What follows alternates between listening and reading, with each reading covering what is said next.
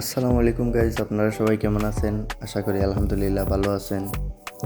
তো আমাদের সিলেটের অবস্থা তেমন একটা ভালো নেই, কারণ বন্যায় আমাদের অবস্থা খুব একটা খারাপ।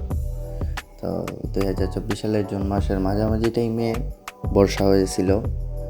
দেন কিছুদিন যাওয়ার পর আস্তে আস্তে যখন বর্ষাটা কমতে থাকে, আবারও ঝড় বৃষ্টি শুরু হয়।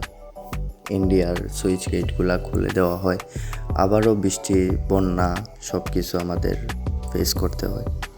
তো বৃষ্টিপ্রবল দেশ সিলেট, শুধু সিলেটও না, অন্যান্য অনেক অঞ্চল আছে যেগুলোতে বৃষ্টিপাত হয়েছে, বর্ষা হয়েছে, অনেক খারাপ দিন যাচ্ছে ওদের।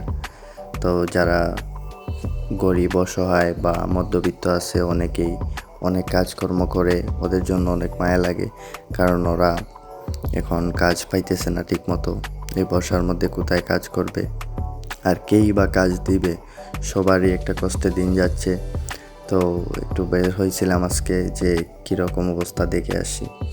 তো এই রুটটার অবস্থা খুব খারাপ, সব মানুষ বন্যায় প্লাবিত হয়ে গেছে, পানিবন্দী মানুষ।